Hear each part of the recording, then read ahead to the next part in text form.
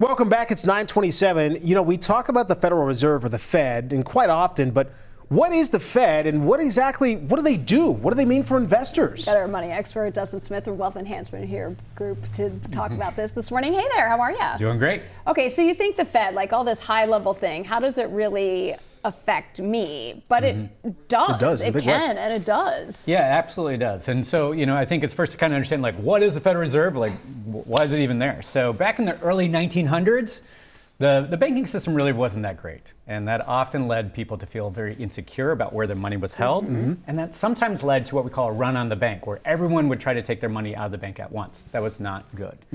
So in about 1913, they created the Federal Reserve, which was basically a way to say, let's have a central bank, kind of one bank to rule them all, if you will, to ensure that the banking system is safe and secure. And the idea was to be independent from the political system. Correct. Absolutely. So they were created by Congress, but they're independent in their decision making. And they do a lot of things by helping banks set what we call like reserve requirements, but also interest rates and so on and so forth. So they do a lot of things.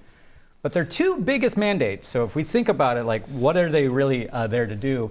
They have two big mandates. One of those is to try to keep prices stable, but also try to keep employment at its maximum capacity.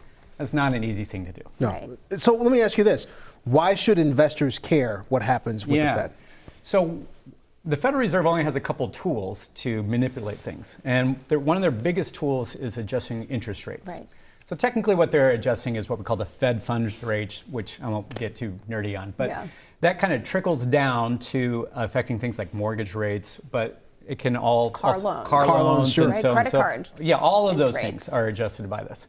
So investors often look at this as kind of a signal of what's happening. So if the Federal Reserve is saying, boy, the economy is slowing down and we need to kind of spur it along, right? Kind of add some little gas on that fire, they may lower interest rates.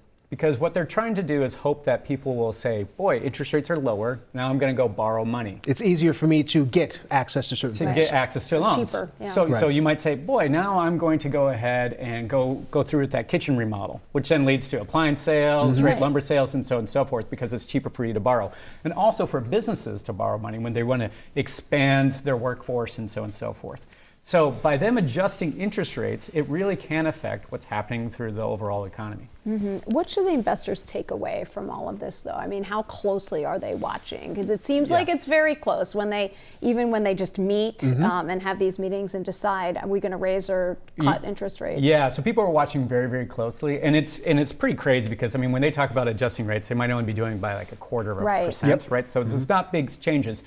But investors are really watching this because, once again, they want to say, hey, is the Federal Reserve going to try to do things that are going to help my stock prices or bond prices, or are they trying to do something else? Because sometimes they're not everyone's favorite, let's say. They have a really tough job. Yeah, they do. Trying to they're navigate not the president's favorite right now, that's for sure. All right, well, Dustin, thank you very much.